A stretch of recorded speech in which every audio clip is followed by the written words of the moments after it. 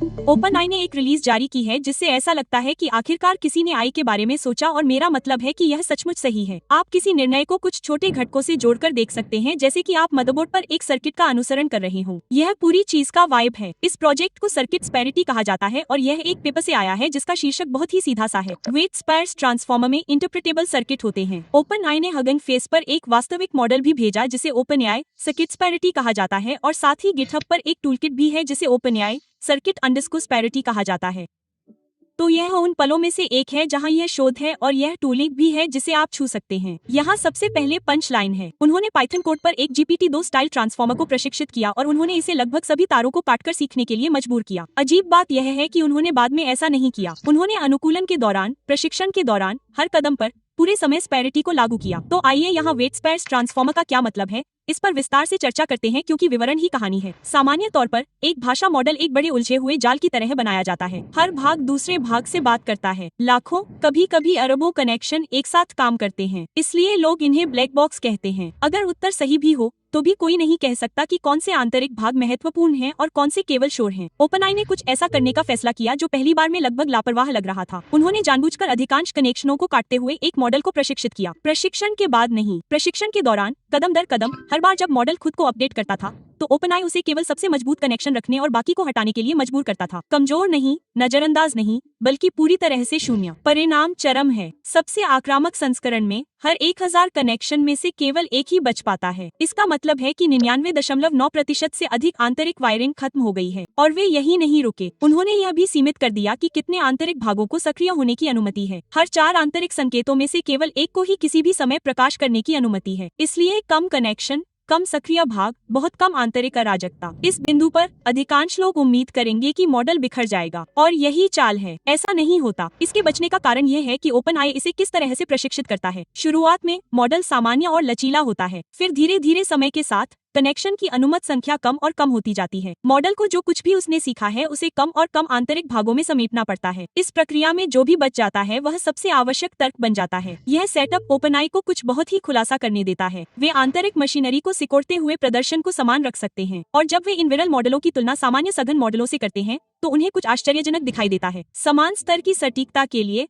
विरल मॉडलों के अंदर की आंतरिक सोच मशीनरी लगभग 16 गुना छोटी होती है। सरल शब्दों में वही व्यवहार एक बहुत ही सरल आंतरिक प्रोग्राम के अंदर फिट बैठता है और यहीं पर सर्किट का विचार आता है। अस्पष्ट विशेषताओं या छिपी हुई स्थितियों के बारे में बात करने के बजाय ओपनआई हर चीज को बहुत ठोस रूप से परिभाषित करता है। एक सर्किट आंतरिक इकाइयों और उनके बीच सटीक कनेक्शन का एक छोटा समूह है। प्रत्येक इकाई बहुत छोटी होती है। एक न्यूरॉन, एक ध्यान चैनल, मेमोरी में एक पढ़ने या लिखने का स्लॉट और प्रत्येक कनेक्शन सचमुच एक जीवित भार है। तो अब सवाल यह उठता है कि क्या हम सबसे छोटा संभावित आंतरिक सर्किट खोज सकते हैं जो फिर भी एक कार्य को हल कर सके। इसका परीक्षण करने के लिए उन्होंने 20 बहुत ही सरल कोडिंग चुनौतियां बनाई। प्रत्येक में मॉडल को 2 संभावित अगले टोकन के बीच चयन करने के लिए मजबूर किया जाता है। कोई खुला उत्तर नहीं, कोई रचनात्मकता नहीं, बस विकल्प या विकल्प बी चुने। कुछ उदाहरण सतह पर लगभग तुच्छ लगते हैं। एक स्ट्रिंग को सिंगल कोट या डबल कोट से बंद करें। यह तय करें कि किसी सूची की गहराई के आधार पर क्लोजिंग स्क्वायर ब्रैकेट या डबल क्लोजिंग स्क्वायर ब्रैकेट का आउटपुट देना है या नहीं। ट्रैक करें कि क्या एक चर एक सेट या एक स्ट्रिंग के रूप में बनाया गया था ताकि मॉडल को पता चले कि बाद में डॉट एड या प्लस इक्वल का उपयोग करना है या नहीं। फिर वे कुछ चतुराई करते हैं। वे मॉडल के आंतरिक भागों को तब तक हटाना शुरू करते हैं जब तक कि प्रदर्शन गिर न जाए। लक्ष्य सबसे छोटा आंतरिक तंत्र खोजना है जो फिर भी कार्य को अच्छी तरह से हल कर सके। वे अनुमान नहीं लगाते, वे सीधे इसके लिए अनुकूलन करते हैं। हटाई गई कोई भी चीज औसत मान पर स्थिर हो जाती है, इसलिए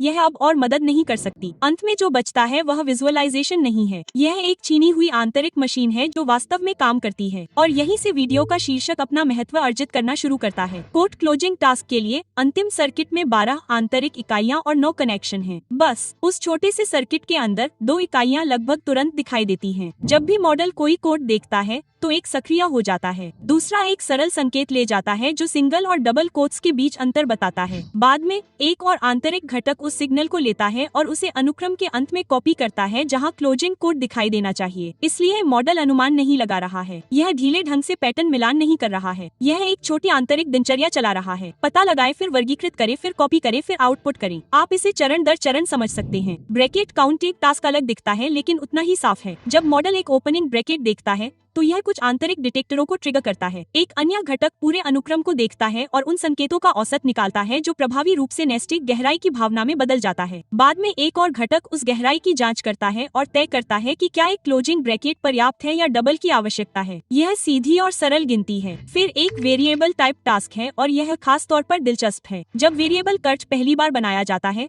तो मॉडल एक छोटा आंतरिक मार्कर स्टोर करता है जो बताता है कि यह किस प्रकार का है। बाद में जब मॉडल को ये चुनना होता है कि इसे कैसे बदलना है, तो एक अन्य आंतरिक घटक उस मार्कर को पुनः प्राप्त करता है और सही ऑपरेशन चुनने के लिए इसका उपयोग करता है। इसलिए मॉडल स्पष्ट रूप से या सांख्यिकीय रूप से याद नहीं रखता है। यह कुछ संग्रहित करता है और बाद में जब इसकी आवश्यकता होती है तो इसे पुनः प्राप्त करता है। ये सर्किट इतने छोटे होते हैं कि आप वास्तव में उन्हें पढ़ सकते हैं और यही वह क्षण है जहाँ यह अमूर्त महसूस करना बंद कर देता है। अब आप आउटपुट के बारे में बात नहीं कर रहे हैं, आप आंतरिक निर्णयों को बनते हुए देख रहे हैं। फिर ओपन आई एक और परत जोड़ता है जो इसे और भी शक्तिशाली बनाता है। वे ब्रिज नामक एक चीज पेश करते हैं। ब्रिज को अनुवादक के रूप में सोचें। वे एक साफ, पठनीय, विरल मॉडल और एक सामान्य सघन मॉडल के बीच सूचना प्रवाह करते हैं। आप विरल मॉडल से एक विशिष्ट आंतरिक संकेत ले सकते हैं, उसे मोड़ सकते हैं और उस परिवर्तन को सघन मॉडल में इंजेक्ट कर सकते हैं। इसलिए यह कहने के बजाय कि यह व्यवहार एक खिलौना मॉडल में मौजूद है, आप कह सकते हैं कि यह विशेषता मौजूद है और यह पूर्ण पैमाने पर सिस्टम को कैसे प्रभावित करता है। यह एक बड़ा बदलाव है। इसका मतलब है कि व्याख्यात्मक विशेषताओं को शोध डेमो में फंसा रहने की जरूरत नहीं है, उन्हें वास्तविक मॉडल पर मैप किया जा सकता है। और यह केवल सिद्धांत नहीं है। OpenAI ने एक वास्तविक मॉडल जारी किया। इसे OpenAI सर्किट्स पैरिटी कहा जाता है।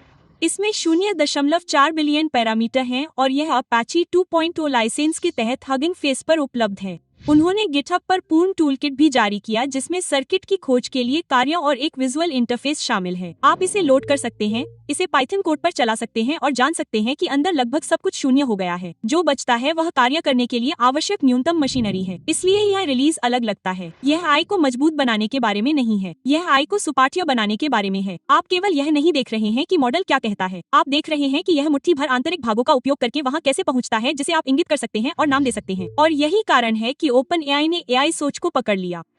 इसलिए नहीं कि मॉडल सचेत है, क्योंकि इस पैमाने पर पहली बार आंतरिक प्रक्रिया धुंधली नहीं थी और वास्तविक निर्णयों के अनुक्रम की तरह दिखने लगी जिसका आप पालन कर सकते हैं। लगभग उसी समय जब OpenAI ने इस सर्किट्स पैरिटी कार्य को छोड़ दिया, एक्सियोस ने एक शीर्षक के साथ एक लेख प्रकाशित किया जो चुपचाप बहुत कुछ कहता है। OpenAI विफल होने के लिए बहुत बड़ा नहीं है, यह बड़ा है और यह फ्रेमिंग मायने रखती है। कंपनी आई अर्थव्यवस्था के केंद्र में है जिस तरह से कोई अन्य प्रयोगशाला वास्तव में नहीं है। जब OpenAI दिशा बदलता है तो निवेशक लगभग तुरंत इसे महसूस करते हैं। एक्सियोस के अनुसार सैम अल्टमन एक साथ कई तरफ से दबाव का सामना कर रहा है। गूगल से प्रतिस्पर्धा तीव्र है, परिवारों के मुकदमे जारी हैं और बुनियादी ढांचे, चिप्स और डेटा केंद्रों से जुड़ी दीर्घकालिक व्यय प्रतिबद्धताओं में $1 ट्रिलियन से अधिक है। आई अर्थव्यवस्था ने खुद को OpenAI के प्रक्षेपवक्र के चारों ओर लपेट लिया है, जिससे छोटे संकेत भी बाहर की ओर लहरें मारते हैं। एक्सियोस बताता है कि Oracle द्वारा OpenAI के लिए डेटा केंद्रों के निर्माण में देरी का एक साधारण सुझाव तकनीकी शेयरों को हिलाने के लिए पर्याप्त था। संवेदनशील उद्यम पूंजीपति और MIT के शोध साथी पॉल कादर्स्की ने इसे इस तरह स्पष्ट रूप से वर्णित किया है। OpenAI की व्यक्तिगत भूमिका पहली नजर में छोटी लग सकती है, लेकिन जब आप देखते हैं कि सब कुछ कितना आपस में जुड़ गया है तो यह धारणा ध्वस्त हो जाती है। एक गंभीर ठोकर पारिस्थितिकी तंत्र के कुछ हिस्सों को स्थिर कर देगी। पूर्व उपराष्ट्रीय सुरक्षा सलाहकार और अब PGIM में वैश्विक मैक्रो रिसर्च के प्रमुख दीप सिंह ने इसे एक कदम आगे बढ़ाया। उन्होंने चेतावनी दी कि अगर OpenAI लड़खड़ाता है तो AI क्षेत्र की नींव तेजी से कमजोर हो जाएगी, जिसका असर चिप की मांग, पूंजीगत खर्च और वित्तीय बाजारों पर पड़ेगा। उन्होंने एक विशिष्ट दबाव बिंदु चिप्स की ओर इशारा किया। माइक्रोसॉफ्ट और मेटा पीछे न रह जाएं, इसके लिए आक्रामक रूप से खरीदारी कर रहे हैं। अगर OpenAI की गति धीमी हो जाती है तो यह तात्कालिकता कम हो जाएगी। चिप के ऑर्डर में गिरावट से विकास को बढ़ावा देने वाले पूंजीगत व्यय में अरबों का नुकसान होगा। सिंह ने एक मोटा आंकड़ा भी पेश किया जिसमें सुझाव दिया गया कि उस विकास का आधा हिस्सा रुक सकता है। वे चिप्स संपार्श्विक के रूप में ऋण के पीछे भी रखे जाते हैं, जिसका अर्थ है कि मांग में बदलाव क्रेडिट बाजार में भी दिखाई देता है। OpenAI के अंदर नेतृत्व ने सरकारी समर्थन या विशेष उपचार के विचार को पीछे धकेल दिया है। ऑल्टमैन ने खुले तौर पर कहा है कि विफलता संभव होनी चाहिए। OpenAI के पब्लिक मैसेजिंग में भरोसा, मजबूत निवेशक और लगातार प्रगति पर जोर दिया गया है। फिर भी जांच जारी है क्योंकि दांव असली हैं। साथ ही OpenAI उपभोक्ताओं के लिए बदलाव की तैयारी कर रहा है, जिससे आंतरिक निर्णय लेने की प्रक्रिया और भी महत्वपूर्ण हो जाएगी। टेकरार की रिपोर्ट है कि ChatGPT के लिए वयस्क मोड 2026 की शुरुआत में प्लान किया गया है, जिसकी पुष्टि फीजी सीमो ने की है। एक से एक उम्र की भविष्यवाणी करने वाले सिस्टम पर निर्भर करेगा जो व्यवहार और संदर्भ से उपयोगकर्ता की उम्र का अनुमान लगाता है, न कि एक साधारण चेकबॉक्स पर। इस सिस्टम का परीक्षण कुछ देशों में पहले ही किया जा रहा है। यह कदम वयस्क सामग्री से आगे जाता है। यह उन विषयों पर बातचीत शुरू करता है जिन्हें अभी तक बहुत संवेदनशील माना जाता है, जैसे रिश्ते, कामुकता और मानसिक स्वास्थ्य। इस तरह की सुविधा अपने साथ कानूनी, नियामक और भरोसे के सवाल भी लाती है। दुनिया भर की सरकारें उम्र की पुष्टि के नियमों को कड़ा कर रही हैं और ओपनआई स्पष्ट रूप से एक ऐसा समाधान चाहता है जो उपयोगकर्ताओं को जोड़े रखते हुए क्षेत्रों में लागू हो, संभवतः प्रीमियम स्तरों के माध्यम से। और यहीं पर सर्किट्स पैरिटी चुपचाप वापस जुड़ जाती है। ओपनआई ऐसे सिस्टम बना रहा है जहां आंतरिक निर्णयों का वास्तविक बाहरी परिणाम होता है। कोर्ट व्यवहार के बारे में निर्णय, सामग्री सीमाओं के बारे में निर्णय, ऐसे निर्णय जिनकी नियामकों, उपयोगकर्ताओं और निवेशकों को गहरी परवाह हो।